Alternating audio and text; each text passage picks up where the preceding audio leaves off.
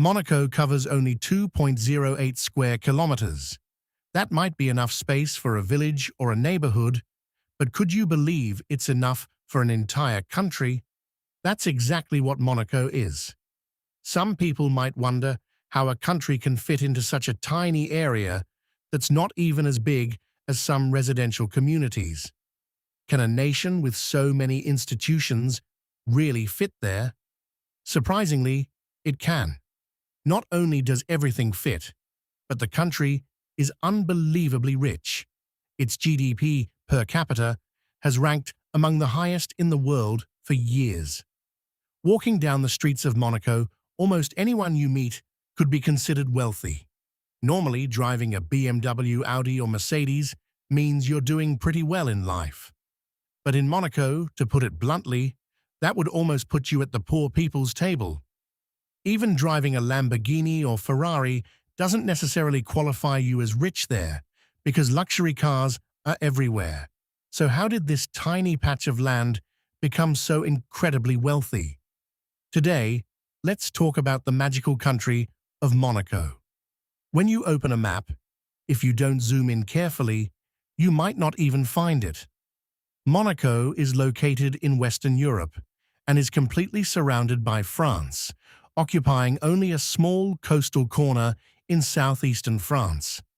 If you weren't specifically looking for it, you'd probably think it was just a small French town. Monaco has a population of about 38,000 people, meaning nearly 20,000 people live in every square kilometer. It has the highest population density in the world. It's so crowded that everywhere feels packed. If you wanted to secretly do something outside, you probably couldn't even find an empty spot. Yet, despite being so crowded, wealthy people from all over the world still love moving there. Back in ancient times, Western Europe was extremely chaotic. Different families and powers constantly fought for dominance. Monaco was originally established as a trading base by the Phoenicians and gradually developed over time. Because Western Europe was so unstable, Monaco couldn't stay independent for long. Whenever a nearby power became stronger, they would simply take control of the area. As a result, Monaco changed hands repeatedly and never truly had an independent identity. That changed in the 13th century, when the Republic of Genoa built several fortresses there. Monaco then began to exist as an independent city-state. However, Genoa itself later experienced internal conflicts. A man named Grimaldi lost a political struggle and was expelled from Genoa, forcing him to flee to France. When he saw Monaco nearby, he realized it was a perfect opportunity.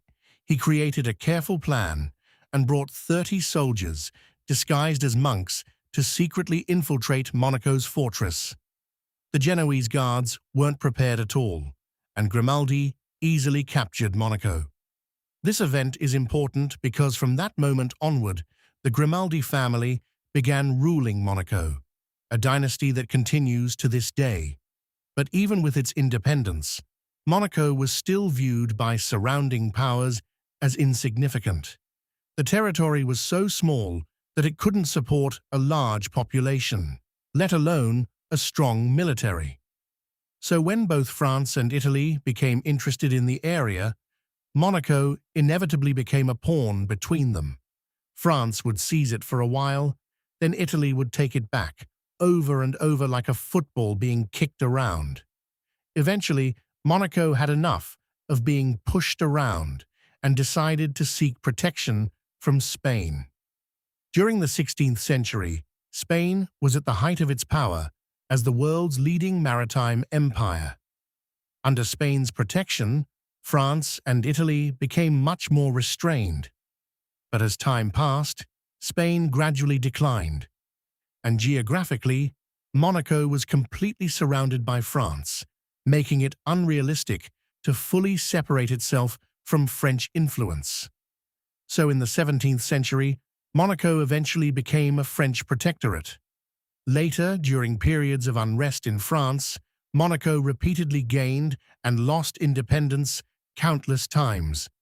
After centuries of conflict, Monaco finally realized it could never completely separate itself from France, so it decided to negotiate seriously.